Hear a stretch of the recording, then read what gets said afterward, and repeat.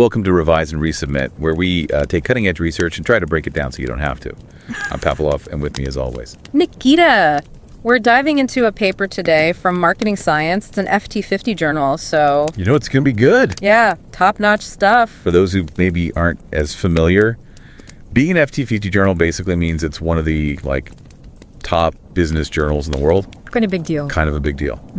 The research that we'll be breaking down today is titled Engagement That Sells, Influencer Video Advertising on TikTok. Very catchy title. Yeah, it definitely grabs your attention. And timely, right. With TikTok being such a, I guess you could say, a powerhouse when it comes to influencer marketing, we're talking Huge. over 1.5 billion monthly active users. Yeah, it feels like everybody's asking this question. I mean, are those likes and comments actually turning into sales? Right. Or is it all just kind of like, a popularity contest? A vanity metric. Exactly. Yeah. And that's exactly what these researchers, Jeremy Yang, Juanjuan Zhang, and Yuhan Zhang, set out to kind of get to the bottom of. Figure out. And they start off with a really interesting question. Provocative question. Yeah. They ask, what happens when you have a product that has 1 million likes, but less than 5,000 sales? Right. 1 million likes, but nobody's buying it. It makes you think.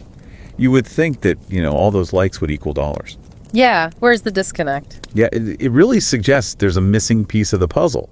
Yeah. So what did they actually find? Well, they found that it's not just about engagement, any engagement. It's about what they're calling effective engagement. Yeah. And to really measure this idea of effective engagement, they created something called the Product Engagement Score. Okay. Or the PE score for sure. Well, the PE score. All right, I'm definitely intrigued. Yeah. So how does this PE score work? Imagine you're watching a TikTok video. Your eyes are naturally drawn to certain areas of the screen, right? Maybe it's the influencer's face, a cool visual, maybe the product itself. And the PE score basically measures how much of that attention, how much of that visual attention is actually focused on the product. So it's kind of like saying a video could be super entertaining. Right. But if people aren't actually looking at the product, Right. those likes, they're not going to actually turn into purchases. Exactly. It's all about making sure that the product is front and center when those viewers are really captivated. Okay. It's like a well-timed dance between attention and product placement. I like that. A well-timed dance. So to calculate this score, they created this 3-step algorithm. Yeah, it starts by figuring out where people are actually looking when they're watching these videos. Okay. And for this, they use AI to generate something called an engagement heat map. A heat map. So I'm thinking those weather maps that show you the hot and cold areas. Exactly. But instead of temperature, this heat map is showing you where the eyes are drawn in the video. So hotter areas mean more attention, and they're tracking this for every single frame of the video. Wow, that's pretty impressive. It is. But that's only the first step. Okay, so that tells us where people are looking. Right. But how do they know, or how do they connect that back to the actual product? That's the second step. They use another really cool technique that basically pinpoints the exact location of the product in every single frame, creating something called a product heat map. So now we've got these two maps, one showing us where people are looking, Right. and another showing us where the product is. Exactly. And the final step is where all the magic comes together. I see where you're going with this. They basically combine those two maps to see how much those hot zones of attention are overlapping with the product. Okay. And that becomes your PE score. So basically, if the product is front and center during those, really engaging parts of the video, that's a high PE score. But if it's kind of tucked away in the background, that's going to be a lower score. Exactly. So they have this really clever way of measuring this effective engagement. Yeah. But did they actually put this to the test? Did it work in the real world? Yeah, that's the big question. Well, for that, they partnered with a major entertainment commerce company and collected a ton of data from TikTok and Taobao, which is kind of like the Chinese version of Amazon. We're talking influencer videos, actual product sales, and even some search data from Baidu. Wow, so they really went all out. I mean, they weren't messing around. They really wanted to see if this PE score could predict real-world success. They did. And to do this, they use a method called difference in differences. I know it sounds kind of jargony. Yeah, it's mouthful. But it's a really clever way to figure out to isolate the impact of those videos on sales. Can you break that down for us a little bit? Sure. They compared sales for a product before and after an influencer video was posted. But the key here is that they also looked at a control group of similar products that didn't have an influencer video during the same time period. So it's kind of like they're comparing apples to apples, making sure that it wasn't, just like a seasonal trend or some other random factor that's driving those sales. Exactly. That way they could really pinpoint the impact of those influencer videos. Okay, so big reveal. Did the PE score actually work? Drum roll, please. The PE score was a statistically significant predictor of sales. So videos with those higher PE scores consistently led to bigger boosts in sales. So it's not just about those likes and shares. It's about strategically showcasing that product during the parts of the video when people are just glued to the screen. Exactly.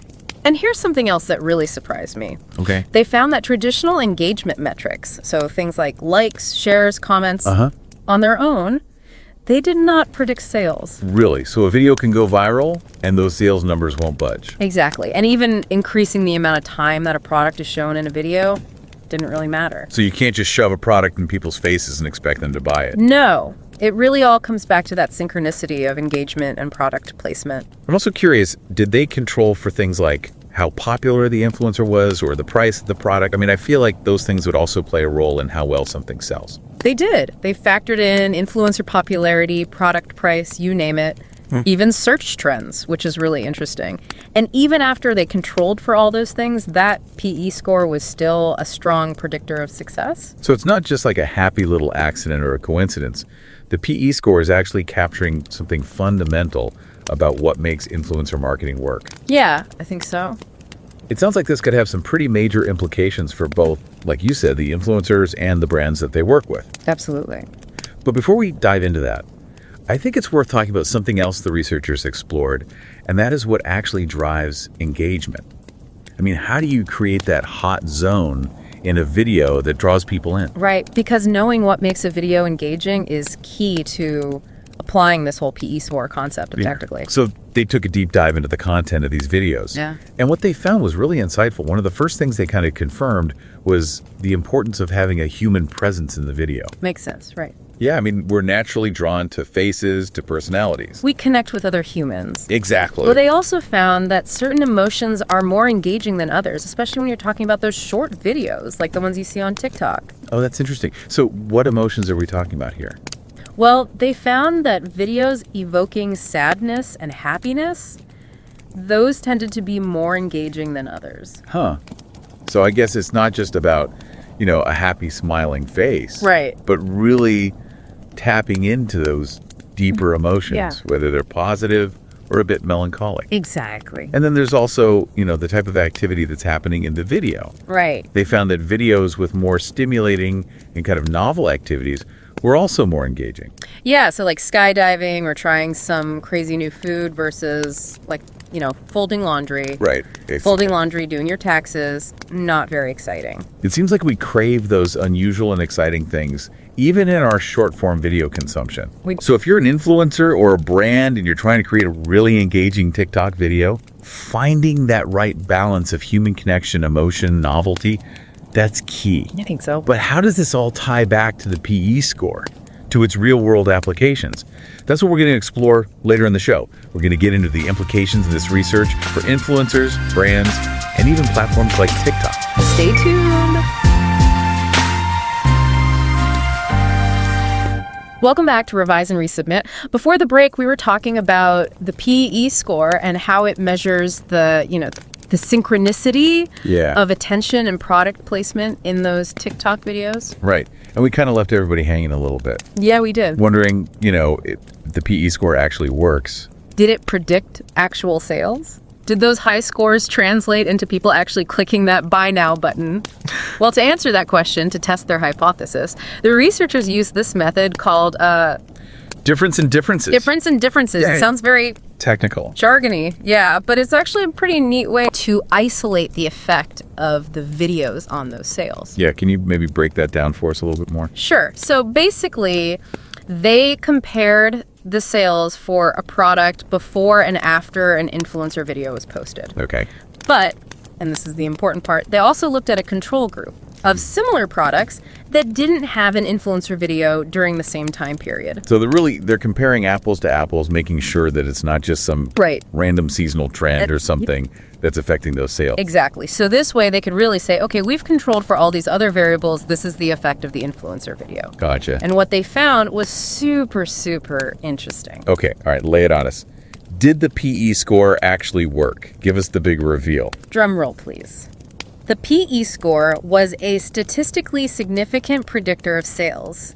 Videos with higher PE scores consistently led to a larger boost in sales. So it's not just about getting those likes and shares. Yeah. It's really about being strategic and showcasing that product during the most engaging parts of the video. When people are glued to the screen. Yeah. And here's something that really surprised me. I don't know about you, but Okay. they found that traditional engagement metrics, things like likes, shares, comments, alone did not predict sales. Really?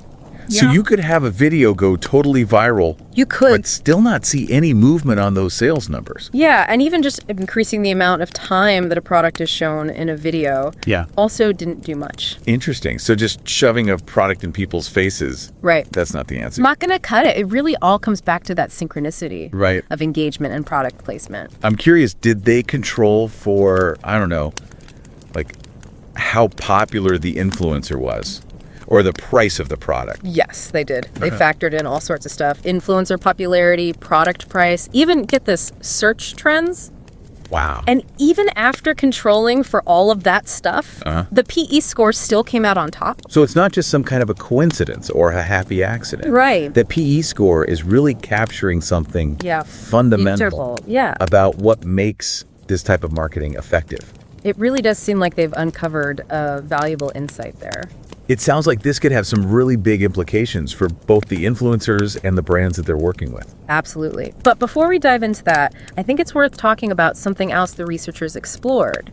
And that is what actually drives engagement in the first place.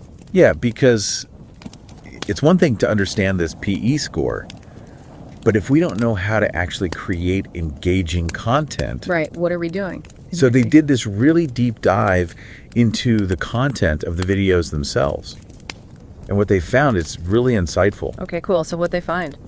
Well, one of the first things they found is that, it confirmed this idea that having a human presence in a video, that's really important. It makes sense, right? Yeah, I mean, we're drawn to faces. To other people. Personality. Exactly. But it goes beyond that. They also found that certain emotions are more engaging than others, especially when you're talking about short-form video content like on TikTok. Oh, interesting. So which emotions are we talking about? They found that videos that evoked sadness and happiness, those tended to be more engaging. Huh. So it's not just about showing, a happy, smiling face all the time. Right, exactly. It's about evoking those deeper emotions. Exactly. Whether they're positive or, like you said, even a little bit melancholic. Yeah, and then there's also the type of activity that's happening in the video. Right. So videos that featured more stimulating and novel activities, those were more engaging than videos that showed more mundane tasks. Right, so it's like skydiving or trying a new crazy food versus, folding laundry. Exactly, or doing your taxes. It seems like we really crave the unusual and exciting. We do. Even in our short-form video consumption. So if you're an influencer or a brand trying to create that really engaging video, finding that balance, that's key. That balance of human connection, emotion, and novelty. And it makes me wonder, how does all of this tie back into the PE score? And what are some of those real-world applications? That's what we'll explore after the break. Stay tuned.